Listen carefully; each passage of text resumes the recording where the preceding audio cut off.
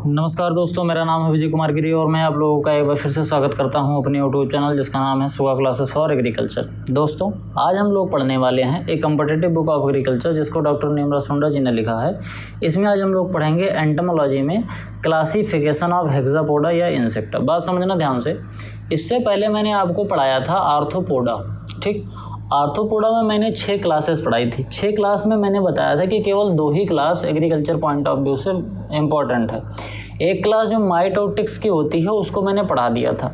आज हम दूसरा जो क्लास है, जो दूसरा इम्पॉर्टेंट क्लास है 97% पॉपुलेशन के साथ, कहने का मतलब आर्थ्रोपोडा में 97% जो पॉपुलेशन होती है वो केवल हेक्सापोडा की ही होती है, जिनको हम इंसेक्टा भी कहते हैं और नॉर्मल भाषा में इन्हीं को इंसेक्ट कहा जाता है। इसके बारे में आज हम लोग डिटेल में पढ़ेंगे। किसके बारे में? हेक्सापोडा या फिर इंसेक्टा के बारे में खूब डिटेल में पढ़ेंगे। इसमें कौन कौन से ऑर्डर हैं और इन ऑर्डर्स में से कौन कौन से ऑर्डर एग्रीकल्चर के लिए इम्पॉर्टेंट हैं। इसमें टोटल 29 ऑर्डर हैं और 29 ऑर्डर में से कुछ ही ऑर्डर ऐसे हैं जो एग्रीकल्चर के लिए बहुत ज़्यादा इम्पॉर्टेंट हैं। मतलब एंटोमोलॉजी में जो हम पढ़ेंगे बेसिकली उसमें इम्पॉर्टेंट है, बाकी जो नहीं बहुत ज़्यादा इम्पॉर्टेंट नहीं है उनको हम स्किप कर देंगे। तो चलिए शुरू करते हैं। उससे पहले आप लोगों के लिए एक छोटा सा नोट है, कृपया इसको पढ़िए और इसको हो सके तो इसको प्रयास करिए कि इसको पूरा किया जाए।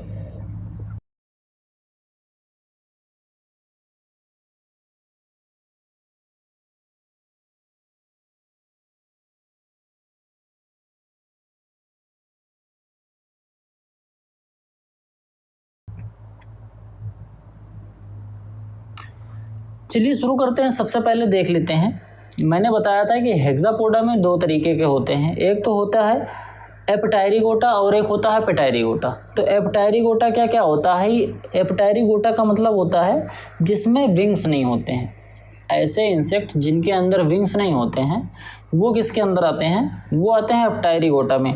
इनके अंदर जो मेटामॉर्फोसिस होती है वो अब्सेंट होती है और इसमें प्रीजेनिटल अपेंडिक्स जो होते हैं वो प्रेजेंट होते हैं। ठीक, तो सबसे मेन चीज़ जो होता है एपिटायरिगोटा का, वो सबसे मेन फीचर ये होता है कि इसके अंदर विंग्स नहीं होती, मतलब इनके पंख नहीं होते, ये उड़ नहीं पाते। एपिटायरिगोटा जो होता है इसके अंतर्गत जितने ऑर्डर आते हैं उनमें पंख नहीं होते हैं। अब इसमें कौन कौन से ऑर्डर आते हैं? सबसे पहला जो ऑर्डर है प्रोट्यूरा है। देखो इसकी क्लास क्या थी मैंने बताया। फाइलम क्या था?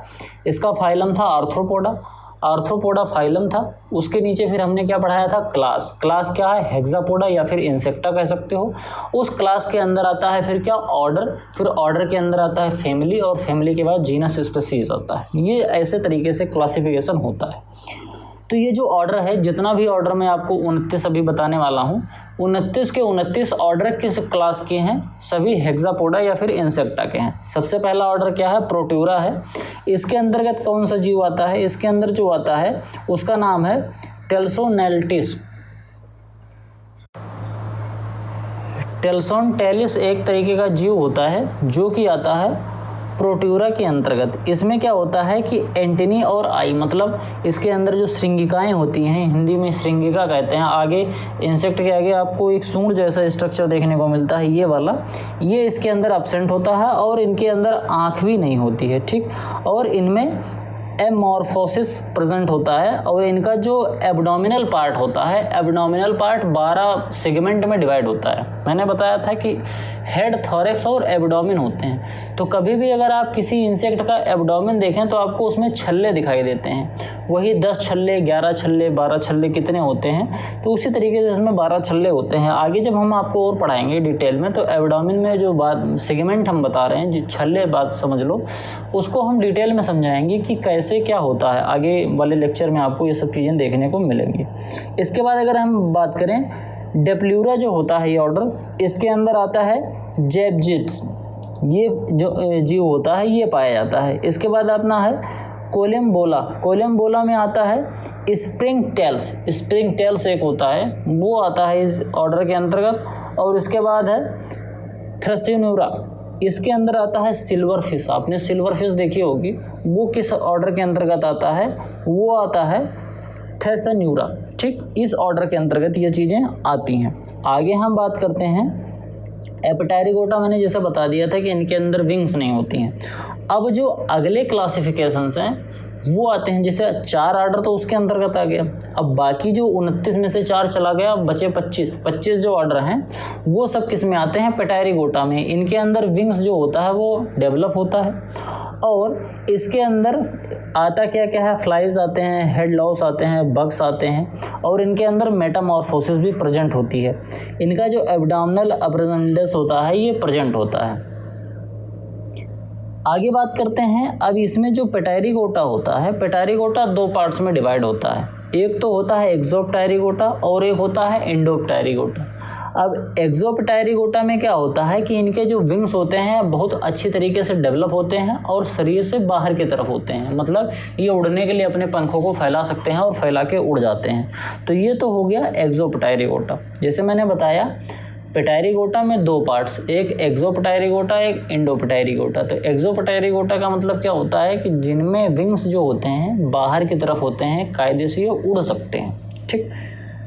मेटामॉर्फोसिस इसके अंदर इनकम्प्लीट होती है, कंप्लीट टाइप की मेटामॉर्फोसिस नहीं पाया जाता है। इनकम्प्लीट क्यों होता है, क्योंकि इसके अंदर प्यूपा जो होता है, प्यूपल स्टेज जो होती है वो अब्सेंट होती है। ना तो इसमें लार्वा पाया जाता है और ना ही प्यूपा पाया जाता है। एग होता है, निम्फ होता है और एडल्ट होता है। और इमैच्योर निम्फल स्टेज जो होता है इसके अंदर वो प्रेजेंट होता है। जैसे मैंने बताया एग होता है, निम्फ होता है और एडल्ट होता है। तो जो निम्फ होता है, निम्फ कैसा होता है, वो इमैच्योर स्टेज होती है किसी भी इंसेक्ट की। ठीक। तो इस तरीके से ये कैरेक्टरिस्टिक्स होते हैं एक्सोप्टेरिगोटा के।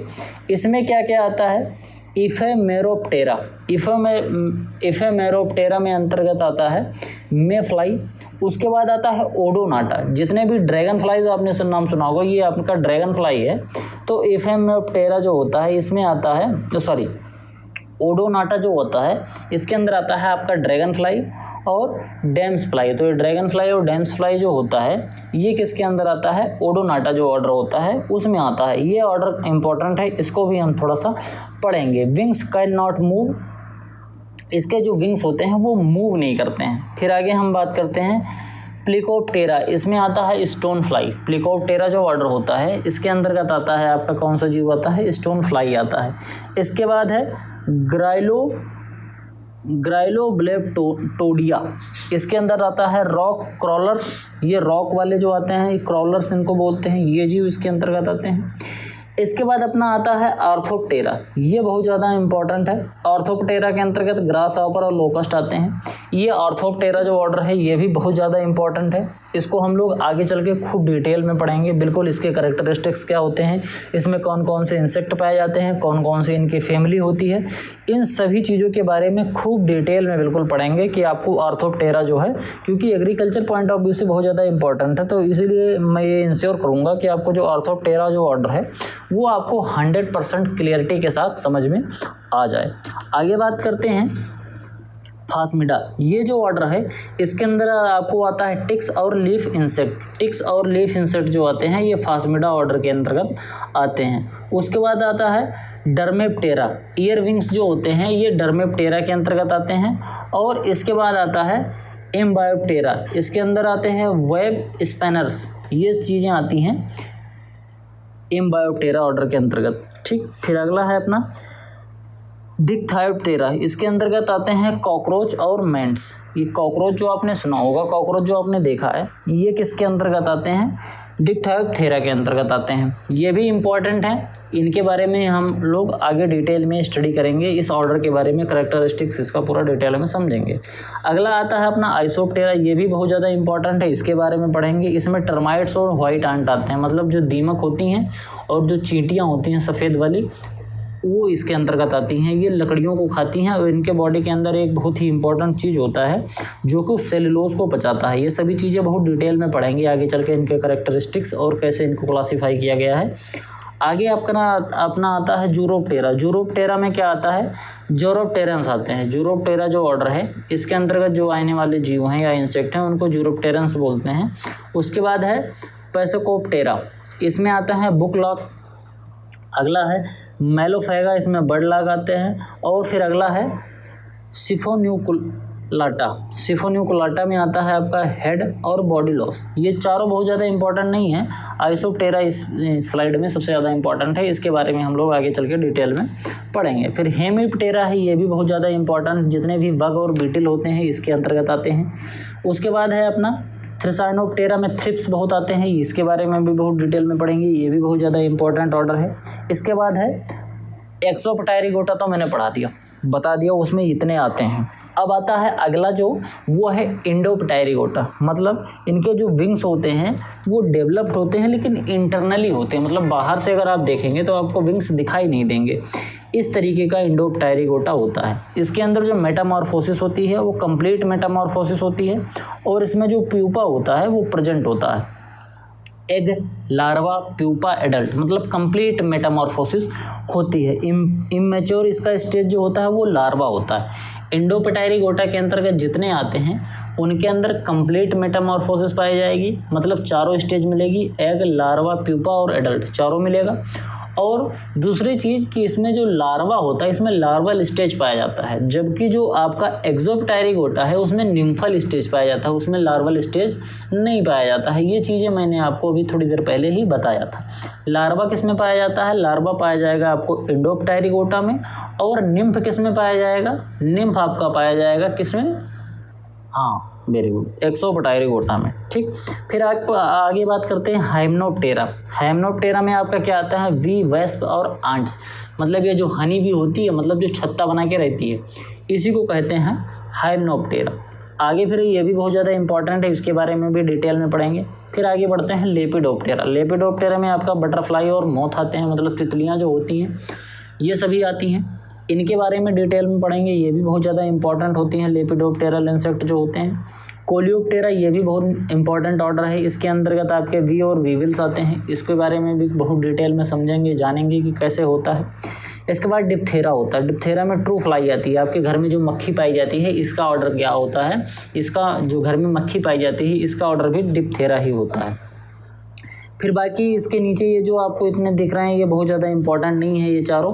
और इसके बाद फिर अगर हम आगे बात करें तो ये भी जो दोनों हैं ये भी उतने ज़्यादा इंपॉर्टेंट नहीं है। तो कुल मिला के जो इसमें 6-7 हैं ज़्यादा इंपॉर्टेंट ऑर्डर, इन्हीं के बारे में डिटेल में हम लोग पढ़ेंगे। बहुत ऊपर ऊपर मैं आपको बता रहा हूँ, उसका एक वजह है, क्योंकि एंटोमोलॉजी हमारी पूरी जूलॉजी वाली तो है नहीं कि हमको जूलॉजी की जैसा पूरा एक प्रॉपर क्लासिफिकेशन और पूरा जितने इंसेक्ट हैं सबके बारे में पढ़ना है। हमको तो केवल इतना पढ़ना है कि हमारा एग्रीकल्चर जो है वो उतना समझ जाए। तो एग्रीकल्चर के इम्पोर्टेंट पॉइंट ऑफ व्यू से जितने भी इम्पॉर्टेंट ऑर्डर्स हैं उनको हम आगे डिटेल में पढ़ेंगे। बाकी आपको क्लासिफिकेशन बताने के लिए 29 के 29 मैंने बता दिया कि ये 29 ऑर्डर आते हैं जो कि किस क्लास से संबंधित है, हेक्सापोडा या फिर इंसेक्टा क्लास से संबंधित होते हैं ये सभी ऑर्डर। अब हम आगे बढ़ते हैं। सबसे पहला ऑर्डर जो हम लोग पढ़ने वाले हैं, डिटेल में समझने वाले हैं, वो कौन सा ऑर्डर है? वो ऑर्डर है आइसोप्टेरा। मैंने अभी थोड़ी देर पहले बताया था कि आइसोप्टेरा जो ऑर्डर है काफ़ी ज़्यादा इंपॉर्टेंट है, इसके बारे में आगे पढ़ेंगे। तो वही ऑर्डर है ये आइसोप्टेरा। आइसोप्टेरा में क्या क्या आता है? टर्माइट आता है और व्हाइट एंट आता है। ये होता है व्हाइट एंट और टर्माइट। ठीक, ये भी किस में रहते हैं? झुंड में रहते हैं, कॉलोनी बना के रहते हैं।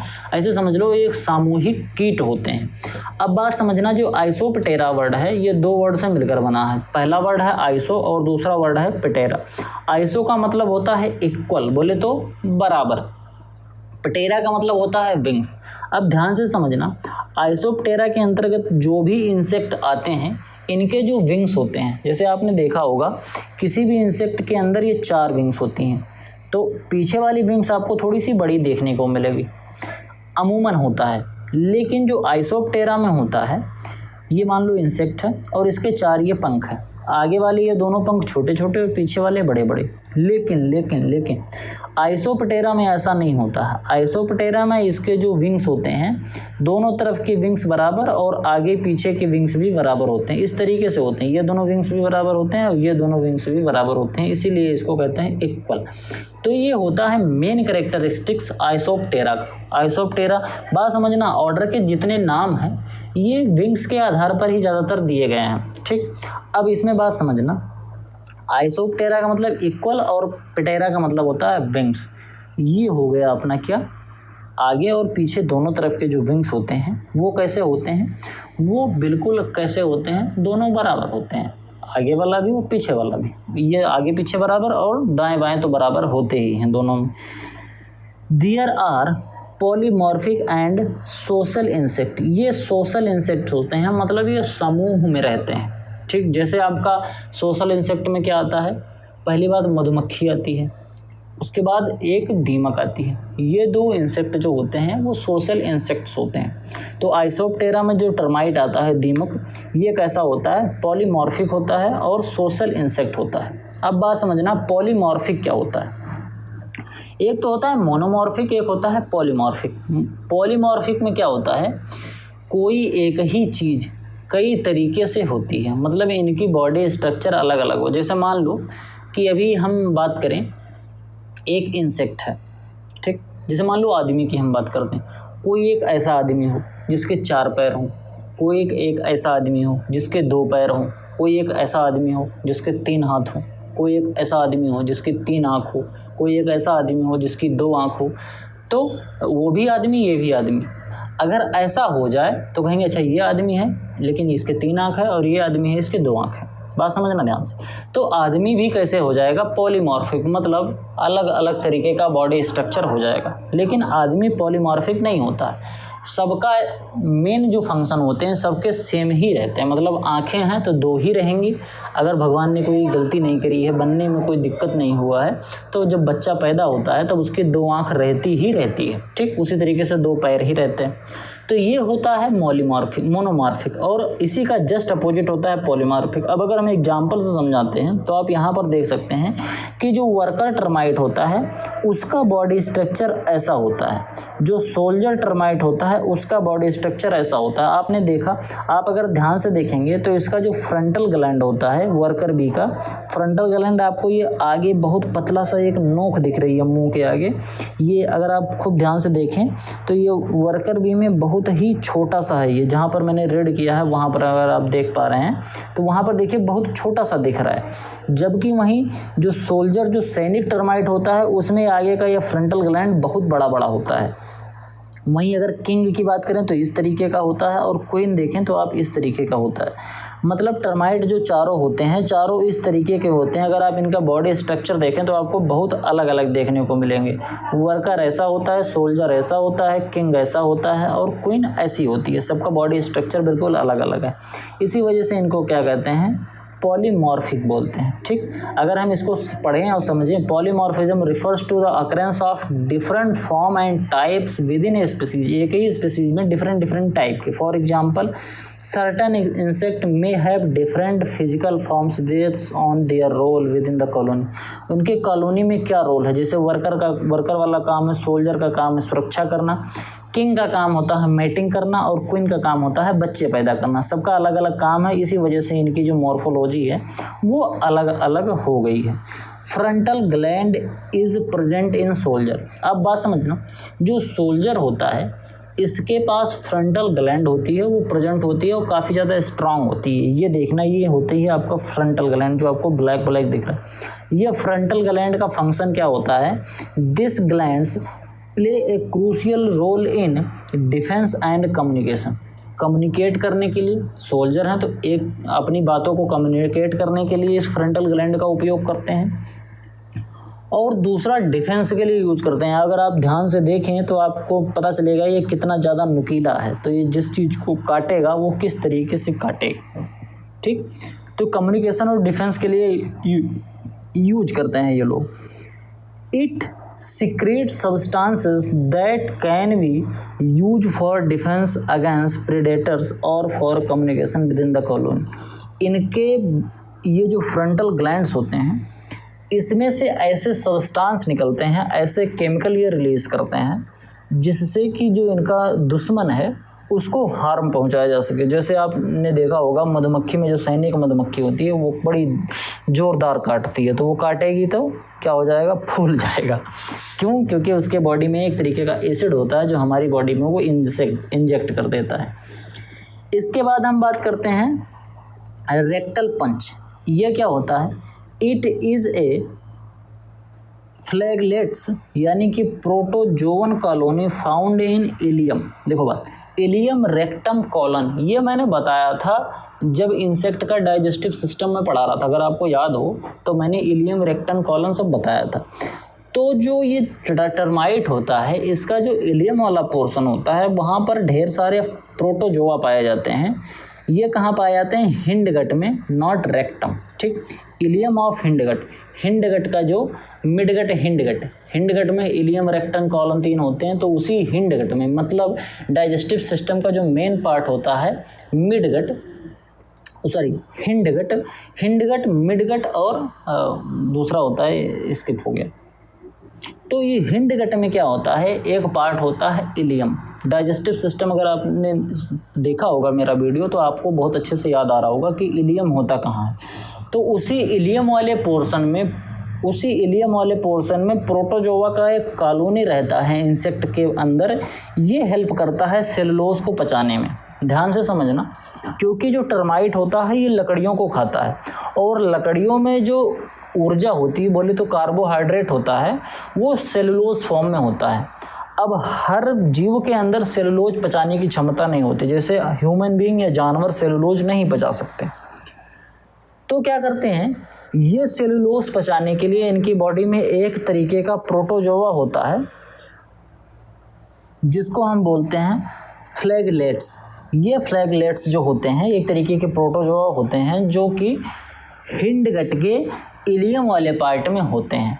ये पूरी कॉलोनी बना के रहते हैं और यही मदद करते हैं कि जो टर्माइट ने सेलुलोज खाया है वो कायदे से पच जाए। आगे बात करते हैं fungal garden.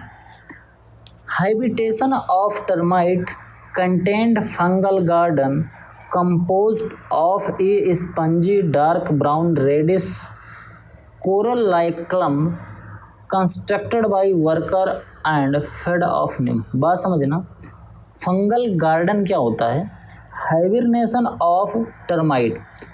Habitation of termite मतलब टर्माइट जो रहती है वहाँ पर एक फंगल गार्डन होता है जो कि एक spongy dark brown reddish colour like का कम्ब होता है, मतलब एक जगह होती है।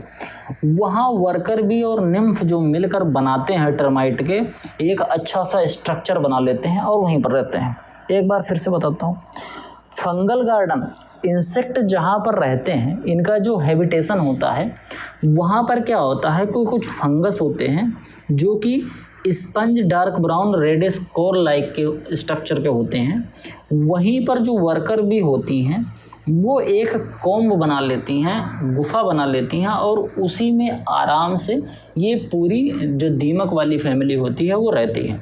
एक बिल्कुल सिंपल भाषा में हम समझें तो जब लकड़ियों में फंगस लगने लगती है, लकड़ियाँ जब धीरे धीरे फंगस लगती है, थोड़ी सड़ जाती हैं, आपने देखा होगा लकड़ियों को जब आप देखेंगे तो सड़ती हुई लकड़ियों पे आपको फंगस दिखेगा, कुकुरमुत्ता जिसको कहते हैं, आपको वो कुकुरमुत्ता दिखेगा। सफ़ेद कलर का या काले कलर का किसी भी तरीके का आपको कुकुरमुत्ता दिख सकता है सड़ती हुई लकड़ी पर, और वहीं पर आपको दीमक भी मिलेगा। ये दोनों एक दूसरे के पूरक टाइप के होते हैं। अगर आपको कुकुरमुत्ता दिख रहा है तो ये बहुत हद तक संभावना है कि वहाँ दीमक दिखेगी ही दिखेगी। तो इस तरीके से दीमक जो होता है उसी फंगल गार्डन में आके उसके जो वर्कर भी होती हैं, वर्कर जो टर्माइट होती हैं, ये आके वहाँ पर कॉम्ब बना लेती हैं, पूरी एक माद गुफा बना लेती हैं, अपनी पूरी कॉलोनी बना लेती हैं और वहीं पर रहती हैं। ये सभी चीज़ें जो आपको बता रहा हूँ ये आइसोप्टेरा जो ऑर्डर है उसका एक कैरेक्टरिस्टिक्स है। इसके बाद बात करते हैं in termites worker perform all duty. जितना भी ड्यूटी होता है, जितना भी काम होता है, काम करने वाला, वो सभी काम कौन करता है? वो काम करते हैं वर्कर भी। अगर आप कभी भी दीमक के बारे में डिटेल में स्टडी करेंगे तो आपको दिखेगा कि ये पूरी एक जैसे मेसोपोटामिया की सभ्यता थी वैसे तरीके से एक पूरी इनकी सभ्यता होती है। सफाई करने का काम, खाना बनाने का काम, मतलब खिलाने का काम और बहुत ढेर सारी चीज़ मैनेज करने का काम, सभी चीज़ें जितने काम वाली चीज़ें होती हैं, जितने वर्क होते हैं वो वर्कर करते हैं। वर्कर कौन से? ये वर्कर टर्माइट जो इस तरीके के होते हैं। ठीक, कि इसमें काम क्या क्या आते हैं, जैसे केयर ऑफ निम्फ, जो निम्फ बन रहे होते हैं, एक के बाद जो निम्फ निकल रहे होते हैं, क्योंकि ये इमैच्योर होते हैं, ये अपना काम खुद नहीं कर सकते, ये अपने लिए भोजन खुद नहीं ला सकते, तो ये सब चीज़ें कौन करता है? वर्कर भी, वर्कर जो टर्माइट होता है ये सब करके देता है। ये क्वीन को खिलाने का काम करता है। ये क्वीन क्या करती है, केवल बच्चे पैदा करती है और पड़ी रहती है, तो इसको लाके खाना देने का काम भी वर्कर का ही होता है।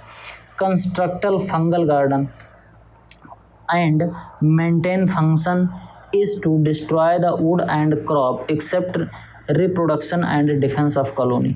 रिप्रोडक्शन और डिफेंस के अलावा जितना काम हो रहा है, चाहे खाना लाने का काम हो, चाहे निम्फ के केयर करने का काम हो, चाहे फिर क्वीन को खिलाने का काम हो, चाहे फंगल गार्डन के कंस्ट्रक्शन का काम हो, पूरा जो वो माद बनाती, पूरी जो अपनी कॉलोनी बनाती हैं उनको बनाने का काम हो, ये सभी काम कौन करता है? ये सभी काम टर्माइट का जो वर्कर टर्माइट होता है ये करता है। बोले तो ये करता है। और आगे फिर क्या है, फीमेल जो टर्माइट होती है वो केवल बच्चे पैदा करती है, और किंग जो होता है ये केवल मैटिंग का काम करता है।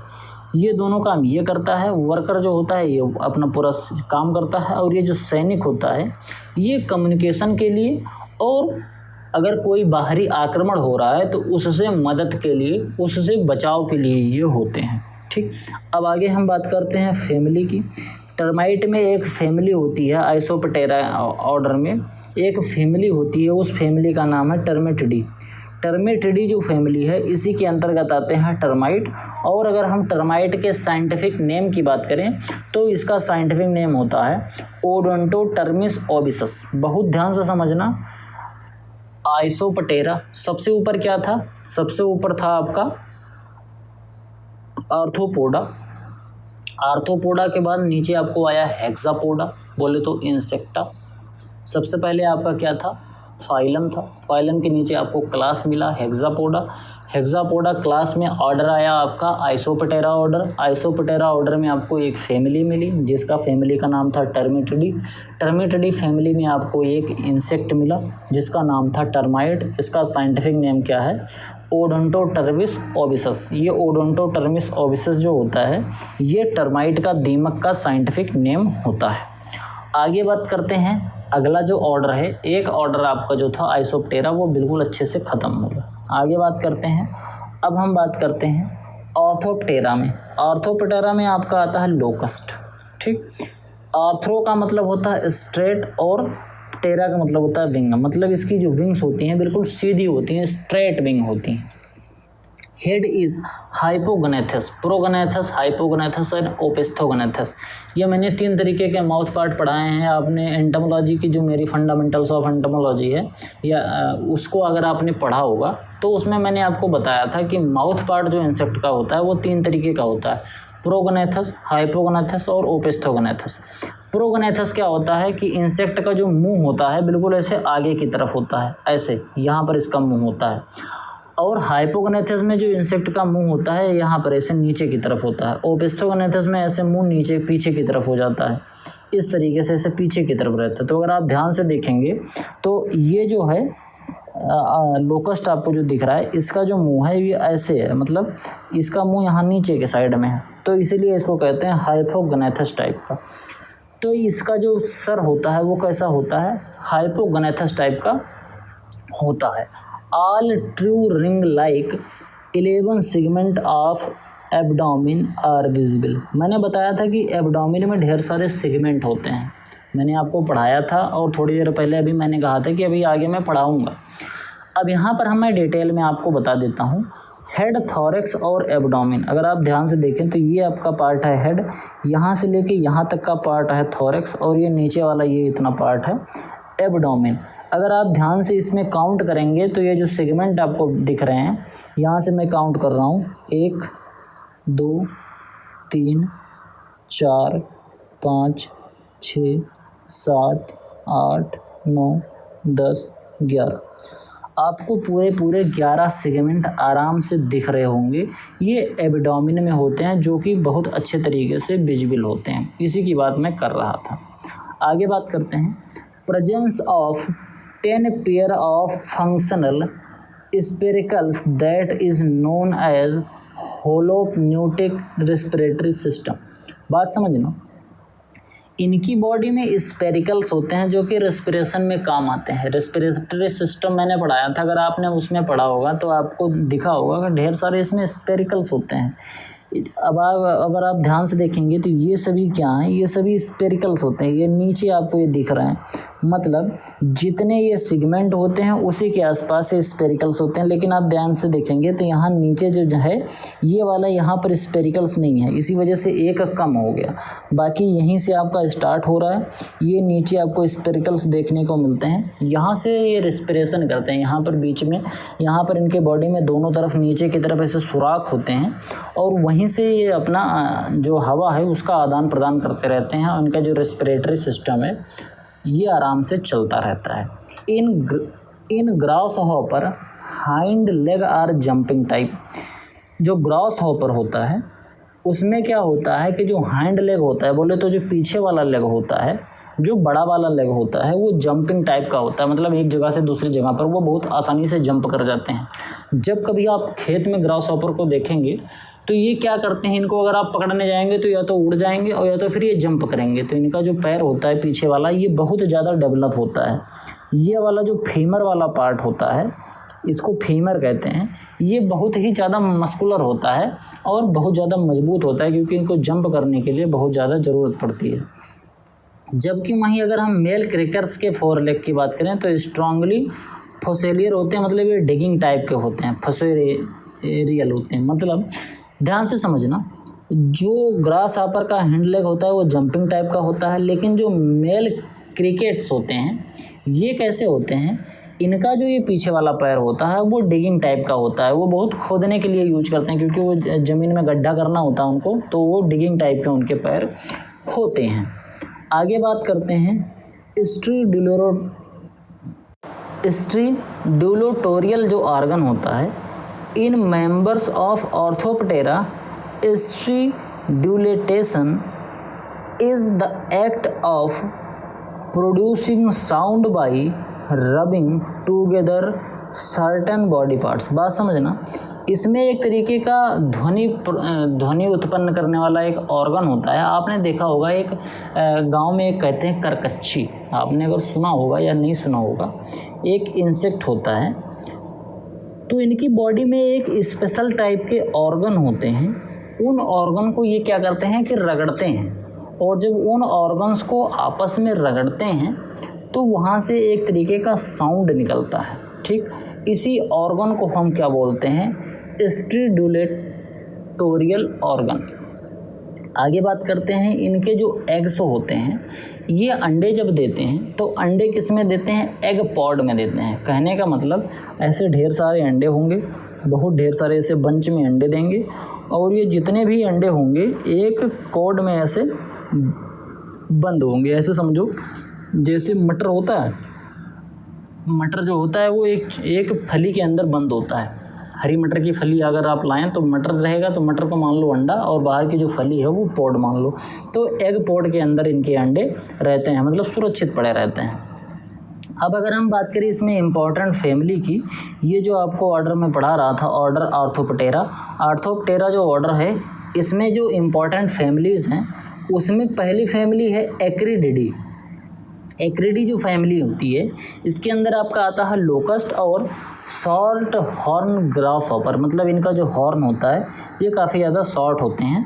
इसके बारे में पढ़ते हैं। सबसे पहले जो इसके अंदर आता है राइस ग्रास हॉपर। इस तरीके का राइस ग्रास हॉपर होता है जिसको हम बोलते हैं हाइग्रोपिक्टस बैनियान। हाइग्रोपिक्टस बैनियान is the scientific name of rice grasshopper. एक चीज़ और ध्यान से समझना, एंटोमोलॉजी में मैं जितने इंसेक्ट का नाम ले रहा हूँ और उनका साइंटिफिक नेम ले रहा हूँ, you have to ensure that you 100% revise and memorise this scientific name of the insect, because for the competitive point of view it is very important, and this type of question may ask in different type of agricultural exams, so you must know the scientific name of these insects and the family and order and different type of characteristics which I have studied in this class। ठीक, अगर आप जानते हैं, अगर आप चाहते हैं कि एंटोमोलॉजी आपका फंडामेंटल बहुत मजबूत हो जाए, एंटोमोलॉजी के क्वेश्चन छूटे नहीं, तो इसमें जो चीज़ें मैं पढ़ा रहा हूँ वो चीज़ें आपको बहुत डिटेल में क्लियर होनी चाहिए। आप लोगों ने ऐसा महसूस किया होगा कि जब मैं फ्रूट पढ़ा रहा था या जब मैं एग्रोनॉमी की क्रॉप्स पढ़ा रहा था तो उस समय मैं बहुत ज़्यादा ध्यान नहीं दे रहा था। किसी भी डिजीज़ में या किसी भी इंसेक्ट में, डिजीज़ में तो मान लीजिए थोड़ा बहुत दे भी रहा था, लेकिन इंसेक्ट पे ज़्यादा ध्यान नहीं दे रहा था, केवल साइंटिफिक नेम बता के आगे बढ़ जाता था या फ़ोटो दिखा देता था। लेकिन क्योंकि अब मैं यहाँ पर कंपाइल करके कायदे से आपको पढ़ा रहा हूँ, तो आप ये इंश्योर करिए कि आपको अच्छे से याद हो जाए। अच्छे से याद हो जाएगा तो अच्छे से आप मैनेजमेंट भी सीख जाएंगे, तो आपका एंटोमोलॉजी जो है वो ओवरऑल अच्छे से तैयार हो जाएगा। बस आपको पेशेंस बना के चलना है। आगे हम बात करते हैं खरीफ ग्रासहॉपर। इस तरीके का देखने का होता है। इसको कहते हैं हाइग्रोपिक्टस नाइग्रोपिक्टस। ठीक,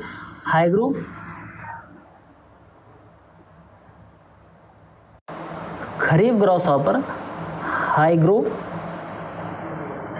हाइग्रोलाइफस नाइग्रोपिक्टस। ठीक, हाइग्रोलाइफस नाइग्रोप्लेटोस ये जो होता है, ये होता है साइंटिफिक नेम किसका, खरीफ ग्रासहॉपर का। इस तरीके से देखने को मिलता है। अगर आप ध्यान से देखेंगे तो राइस ग्रासहॉपर और खरीफ ग्रासहॉपर में केवल इतना ही अंतर है कि राइस ग्रासहॉपर का जो ये होता है, इसके ऊपर थोड़ा सा दूसरे कलर का होता है, ब्राउन कलर का होता है, और जबकि यहाँ पर ऐसा नहीं मिलता है आपको। इसके बाद डेजर्ट लोकस्ट होता है। इसका जो साइंटिफिक नेम होता है, स्क्रिस्टोकैरिका ग्रेगेरिया। क्या होता है?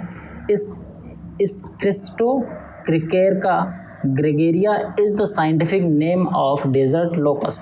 आगे बात करते हैं, ये डेजर्ट लोकस्ट आपको इस तरीके से देखने को मिलता है। ये होता है आपका डेजर्ट लोकस्ट आपको इस तरीके से होता है। फिर आगे हम बात करते हैं बॉम्बे लोकस्ट आपको मिलता है, जिसका नाम होता है, साइंटिफिक नेम जो होता है नोमेडेक्रेसिस, यानी कि पेंटांगा सुकिंटा, ये होता है आपका साइंटिफिक नेम। इसके बाद जो माइग्रेटरी लोकस्ट होते हैं, ये एक जगह से दूसरी जगह पर बहुत ज़्यादा माइग्रेट करके आते हैं। कभी कभी इराक और ईरान से उड़ते हुए इंडिया तक आ जाते हैं। इनका क्या नाम होता है? लोकस्टा माइग्रेटोरिया। क्या होता है? लोकस्टा माइग्रेटोरिया। एक चीज़ आप थोड़ा सा ट्राई करिएगा, ये जो साइंटिफिक नेम है इसको आप बार बार प्रोनाउंस करिएगा, तो इससे आपकी जो ज़बान है वो धीरे धीरे टूट जाएगी और आप भी पढ़ पाएंगे। मेरे से थोड़ी सी प्रॉब्लम हो रही है, क्योंकि जब मैंने पढ़ा था तो याद था, काफ़ी दिन हो गया तो मैंने रिवाइज़ नहीं किया, इस वजह से थोड़ी सी ज़बान जो है वो टूटने में दिक्कत हो रही है। तो you have to remember this, you have to repeat the scientific name of these insects if you want to clearly memorize these things. आगे बात करते हैं, अगली जो फैमिली है वो है टेटिग्नोइडी। ये टेटिग्नोइडी जो फैमिली है क्रिकेट की फैमिली होती है। क्रिकेट इस तरीके से देखने को मिलता है, जिसको हम लॉन्ग हॉर्न ग्रासहॉपर कहते हैं। अभी तक तो मैं शॉर्ट हॉर्न वाली बात कर रहा था, क्योंकि आपने देखा होगा इसमें जितने भी हॉर्न थे सबके हॉर्न छोटे थे। अब इसमें हम बात करते हैं, इसमें देखो हॉर्न इतना बड़ा सा है, ये लॉन्ग हॉर्न ग्रासहॉपर होता है। आगे हम बात करते हैं जो अगली अपनी फैमिली है ग्राइलोटेल्पिडी। ये ग्राइलोटेल्पिडी जो फैमिली होती है, इसमें आता है मॉल क्रिकेट। इसी को हम करकच्ची भी बोलते हैं, हमारे गांव देहात में इसको करकच्ची कहा जाता है। यही आवाज़ निकलता है बहुत अजीब टाइप की। इसके बॉडी में एक स्ट्रक्चर होता है जिससे ये रब करता है और बहुत तेज़ी से आवाज़ आती है, रात को बोलता है। इसको मॉल क्रिकेट्स बोलते हैं। तो आज की वीडियो में केवल इतना ही। आई होप आपको वीडियो पसंद आया होगा। वीडियो पसंद आया हो तो आप मुझे फाइनेंशियली सपोर्ट कर सकते हैं। आगे QR कोड दिया गया है, उस QR कोड से वीडियो पसंद आया हो तो वीडियो को लाइक करें। आपका जो सुझाव हो कमेंट बॉक्स में ज़रूर लिखें। चैनल पर पहली बार आए हैं, अभी तक चैनल को सब्सक्राइब नहीं किया है तो चैनल को सब्सक्राइब जरूर करें। मिलते हैं किसी दूसरे वीडियो में, तब तक के लिए इजाज़त दीजिए। धन्यवाद।